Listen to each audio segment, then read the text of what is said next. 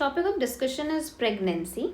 So in pregnancy, what we have to discuss about are signs and symptoms of pregnancy, asymptomatic bacteriuria, anti-epileptics in pregnancy, anticoagulants in pregnancy, corticosteroids in pregnancy, preconception and prenatal diagnostic technique act, ultrasound parameters those are used in pregnancy, CVS changes in pregnancy, MTP Act or amendment, signs of early pregnancy, normal fetal growth, menstrual cycle, that means early pregnancy, the fertilization, the implantation type, then types of twins, screening methods that are used in or during the pregnancy. Okay, so these are the topics.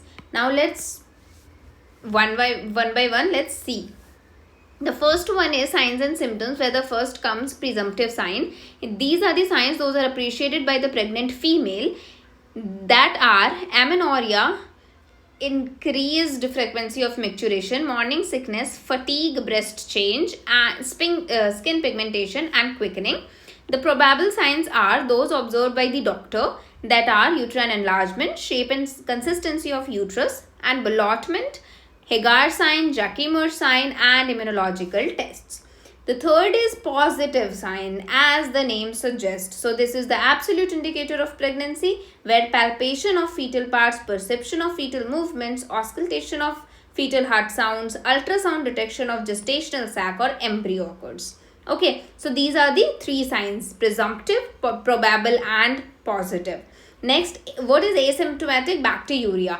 So in urine, when the bacteria, may it be one or more than one bacteria, when these are in the concentration of 10 to the power more than equal to 10 to the power 5 colony forming units per milliliter. Here, these are more common in diabetes. If not treated in time, these can progress to pyelonephritis, and there can be increased risk of low birth weight neonates, preterm delivery, pregnancy-associated hypertension, and anemia. The most common species of the bacteria involved is E. coli, and the treatment is nitrofurantoin 100 milligrams HS, that is at bedtime for 10 days. The anti-epileptics in pregnancy we will be studying about are four. The first one is valproate, oxcarbamazepine, lamotrigine, and levetiracetam. Lamotrigine, levetiracetam are the safe ones in pregnancy, whereas valproate and oxcarbamazepine are teratogenic. Valproate causes neural tube defects, clefts, and cardiac anomalies, whereas oxcarbamazepine is less teratogenic than valproate and causes fetal hydantoin syndrome and spina bifida.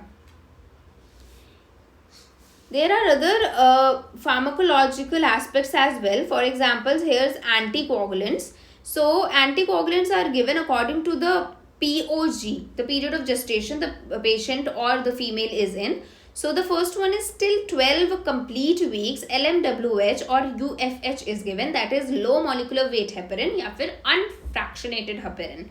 13 to 36 weeks, warfarin is given. 36 weeks still just before the delivery, LMWH or UFH is given.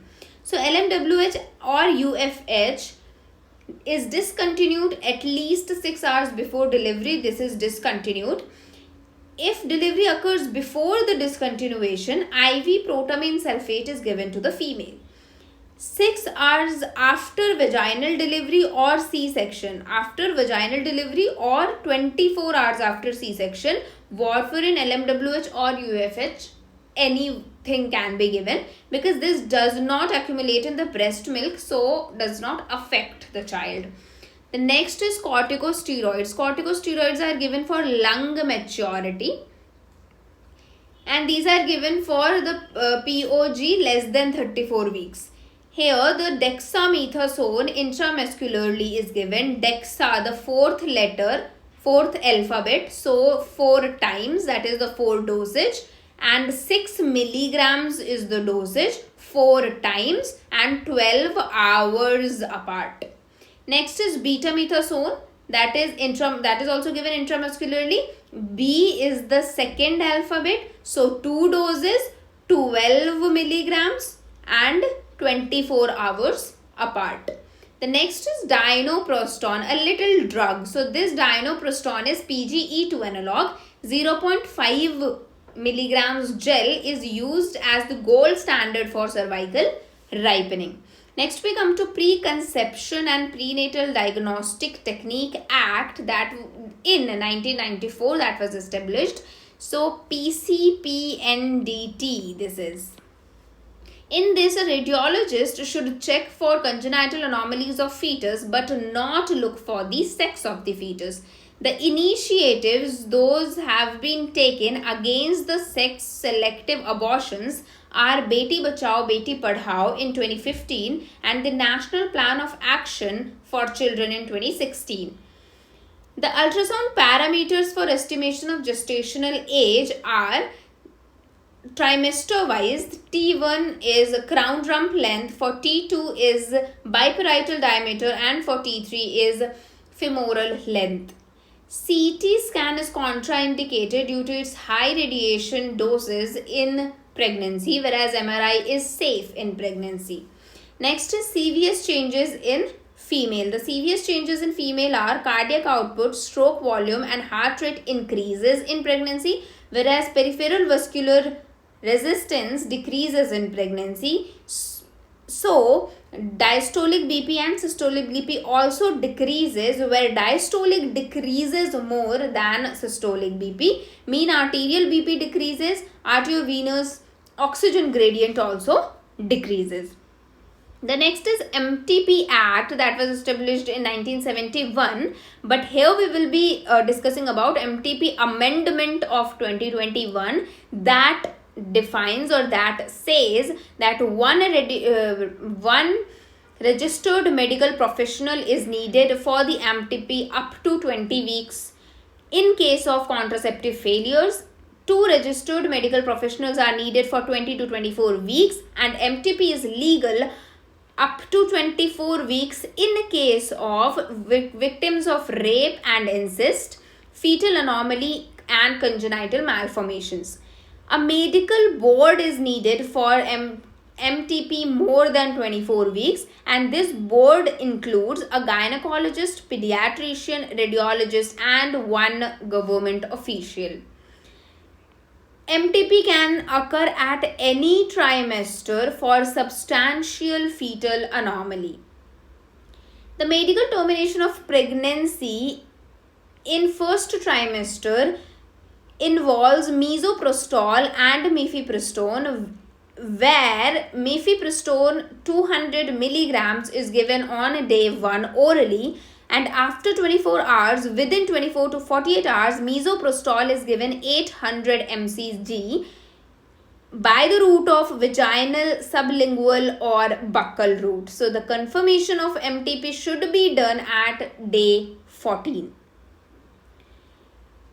The early signs of pregnancy include Goodell's sign, Hagar's sign, and Orienter's sign. Goodell's, that refers to softening of the cervix in 6th week. Hagar's, that refers to softening of the LUS, that is lower uterine segment, which is felt during the bimanual examination. Orienter's sign, that is pulsations felt in the lateral fornix in 8th week. Normal fetal growth. So normal fetal growth, there is, first of all, there is cellular hyperplasia, then occurs hyperplasia plus hypertrophy both, and then lastly only hypertrophy of the cells occurs in the fetal growth. The fetal growth is controlled by insulin like growth factor 1, insulin, thyroid hormone, and this is especially for the growth of brain. But growth hormone does not play any role in utero.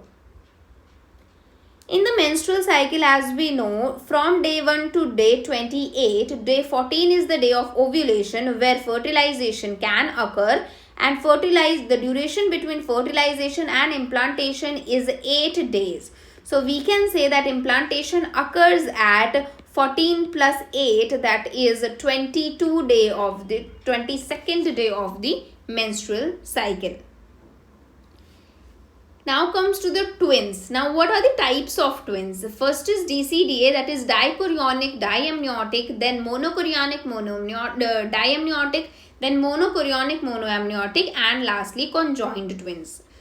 Type of division, these are based on the type of division after the fertilization. So the division that occurs at 0 to 4 days, that is after fertilization, that is morula stage, it gives DCDA, that is dichorionic diamniotic, whereas at 4 to 8 blastocyst state it gives monochorionic diamniotic, and at 8 to 12 implanted blastocyst it gives monochorionic monoamniotic, and more than 13, that is formed embryonic disc, when in this stage when the division occurs they form a conjoined twins.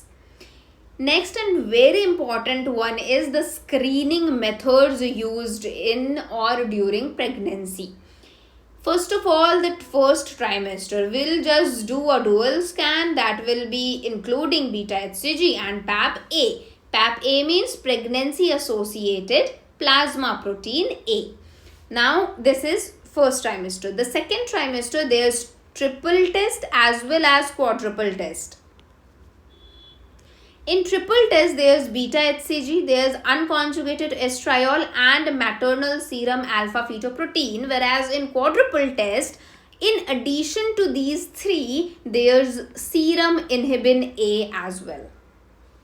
This quadruple test is mainly done to diagnose various conditions like trisomy 21, that's Down syndrome, trisomy 18, that's Edwards syndrome, and neural tube defects or abdominal defects. To diagnose trisomy 21, there will be high levels of beta HCG and serum inhibin A, whereas low levels of unconjugated estriol and MSAFP, that is maternal serum alpha fetoprotein. In trisomy 18, all the four will be at their lower side, those will be lower in values, and in NTD there will be high value or high level of maternal serum alpha fetoprotein. When the screening test gives us a result that there are high risk of aneuploidy, we come to some confirmatory tests. Those are chorionic villus sampling done transcervically at 10 to 13 weeks and transabdominally at 10 weeks till term. Amniocentesis done at more than 15 weeks and chordocentesis done at 18 to 20 weeks. When the screening method detects low risk of aneuploidy, we get the confirmatory test by a routine test, that is anomaly scan we do, that is done at 18 to 20 weeks, and we look for fetal anatomy, placental localization and integrity of the cervical canal in the anomaly scan.